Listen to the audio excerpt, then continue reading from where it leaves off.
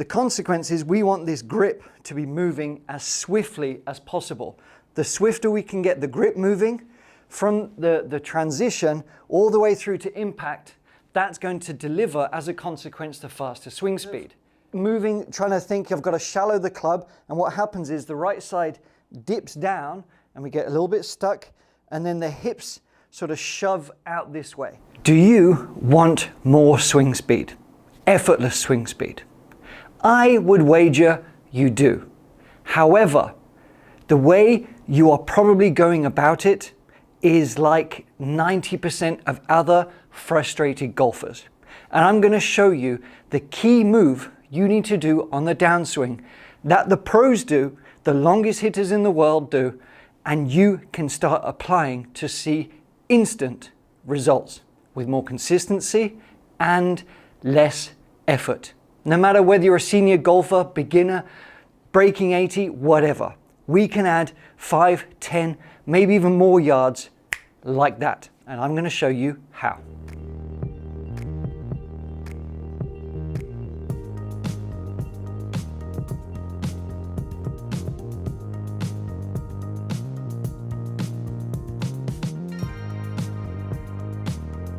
When we look at the top players in the world, and you might be thinking, well, they're young athletes or whatever, and I know that. I talk about that a lot. But we can actually, snatch some of the easier things that they do that are going to make golf easier for you, right?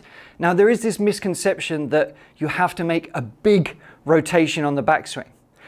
But when most golfers are trying to get that big rotation, all that happens is move too far off the ball, trying to get that sort of rotation and that turn.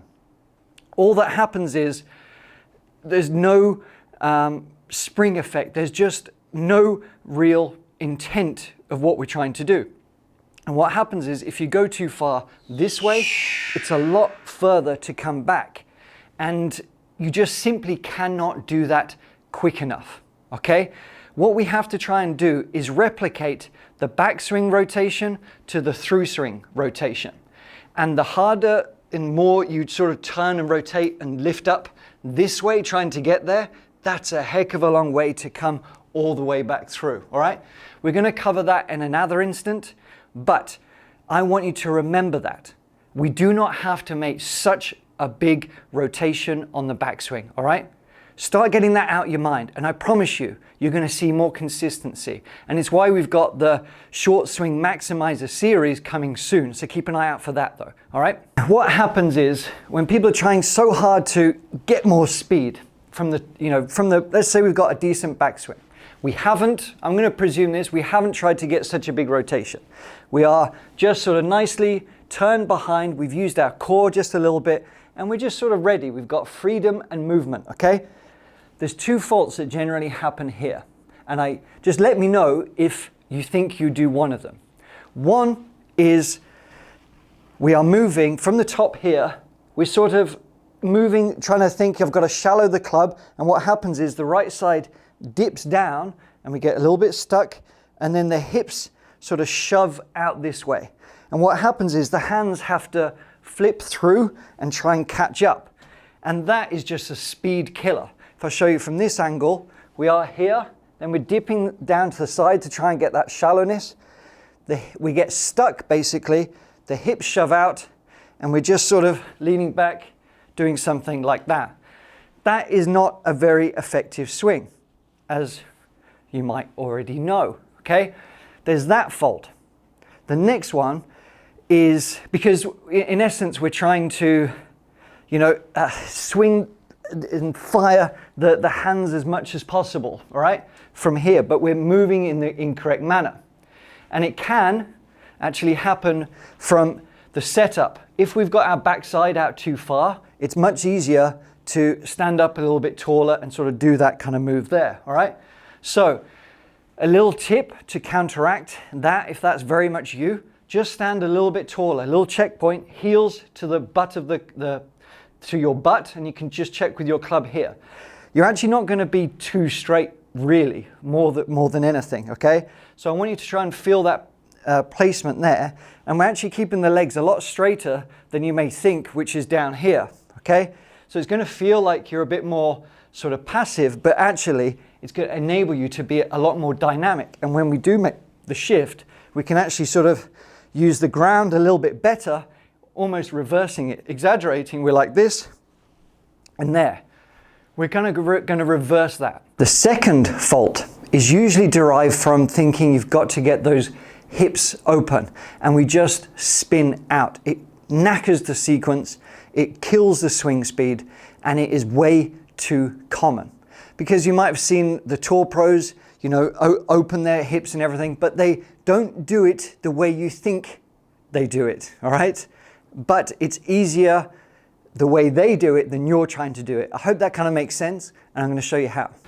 So this spinniness that I'm talking about, okay, is from the top, basically spinning out, trying to get those hips open, the eagerness to hit at the ball. Not only do we get steep, but it's just a very slow pattern, because at the end of the day, we want this, whether it's a driver, you know, we'll talk about the driver in a minute, but whether it's the driver, okay, the consequence is we want this grip to be moving as swiftly as possible. The swifter we can get the grip moving, from the transition all the way through to impact, that's going to deliver as a consequence the faster swing speed. It's not about swinging the big muscles as quickly as possible and passive sort of hands, letting them be dead. Because look, if I just sort of stay rigid here and I try and turn my body as fast as possible, well, more, I'm not going to snap my body in half, but if I try and rotate as hard as possible, I can't, well, I mean, let's try it. Let's see what happens with this. All right, I'm just going to do a short swing, you know, very passive hands, but turn my body as hard as possible. I mean, that was a lot of effort, a great deal of effort. All right, I got 190 yards. I was out the toe, swing speed, 87 yards. Not exactly fantastic. I mean, the speed was okay, but man, I can't do that all the time. It took me out of breath. Because the body can only sort of turn so much, right? We still want to use that, but we have to do it in the right manner. So we have to add the movement and speed of the hands and the wrists. And it is so much easier when we do that. Now, with the soft wrists, this is a key component, okay? We want to have we want a good grip, but supple wrists. It allows the arms to hinge correctly on the way back, to square up, and to hinge on the way through. And it adds instant, effortless speed without doing anything. So even keeping the same body movement, you're going to get more speed, okay? And there, I just was more supple in the wrists, and I think I got a bit more distance out of it, and I got 91 yards, or 91 miles an hour, whatever, okay? And all I did was the same swing as the body, and then added the soft wrists. And I got a few more miles an hour with a lot less effort, but still too much. Here's what I want you to do. When you get to the top of the backswing, not a big rotation, nothing like that, okay? We still got behind ourselves, yes. We've got supple wrists. We turned the core, we've wound up just a little bit, okay? And we've shifted off the ball. Hopefully you can remember those. But from the top of the swing, we're going to think about the grip here, the hands, not necessarily the club face, not the body, not the arms. We're just going to feel like the grip is moving as swiftly as possible back down to, you know, about waist height. So even if you've got a short swing, we're just talking the first sort of foot movement. It's not a precise feeling that I'm on about here, but I just want your goal to be to move this grip as swiftly as possible, okay? That way. That's what's the main feel that we're looking for. That is a key and a constant amongst LPGA players, senior tour players, PGA Tour, European Tour, scratch golfers, long hitters, whatever, okay? It's not how fast their hips are going. I mean, that can help, but this is a key move, and it's actually quite easy. So this is the main move. this foot approximately here. We are going to move the hands as quickly as possible. I mean, we're not going nuts here. Like, we're not trying to snatch it. It's about smooth gradualness, okay? And we definitely want a lateral shift back that way. But the main feeling I want you to have is to move these hands as quickly down as you can. Because, you know, what that does, that enables us to get, you know, if we spin too far open too quickly here, the hands sort of get stuck, and then we have to sort of flip through because we're sort of maxed out and we can't do anything. There's no sling effect. Likewise, if we sort of spin the hips this way, again, the hands are stuck. So we, in essence, want to get the hands in front of us, right? But by moving the hands as quickly as possible to here, okay, we can then now just rotate through. And ideally, we get to a point where it gives us the chance to more or less match the backswing sort of rotation, whether it's the hips or the upper body, okay? From the top of the backswing down to transition, we want to almost have symmetry where the hips are open and the hips are open, similar to the backswing. Does that sort of make sense?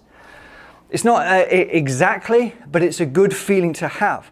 But we cannot do it by big turn over here and a big turn over here. That's going to be useless. It really is. So we have to improve the sequence. So it's not about yanking the chain down. It's not pulling the hands first, and we're not trying to go steep. This is where it gets a little bit tricky. We still want smooth. It's gradual. And we've got a drill on another video where we're doing a slight modification of the split hand drill to improve that sequence. But it is a fast feeling. Thinking about the grip. Practice this. Split hand drill, moving the butt of the club down. It's sort of a move this way. See that line? We're moving that way. The hands are sort of moving there, but we're allowing ourselves to turn out the way. Practice that rehearsal. Split hands, move it quickly. There. All right? Do that several times, then try and build it into your swing. And hopefully you will get some pretty nice, speedier results that even with a short swing, all right? Even with a short swing, you can get some decent yards because we've got speed where it counts, okay? That turned out pretty good. 97 miles an hour. I mean, it said it came out the toe, but I don't think it did. But anyway, there we have it, all right? Practice that. Get some speed. Try that drill. Split hand drill several times before a shot or before a full practice swing, okay? Work on that speed. Feel like everything's shifting at the same time. We're not just dumping the hands back here. It's the body's sort of still moving with our intent that way, but the grip is moving quickly the first part of this transition, all right? Easy, okay? Have flow, but use the hand speed to maximize your distances and even your short swing.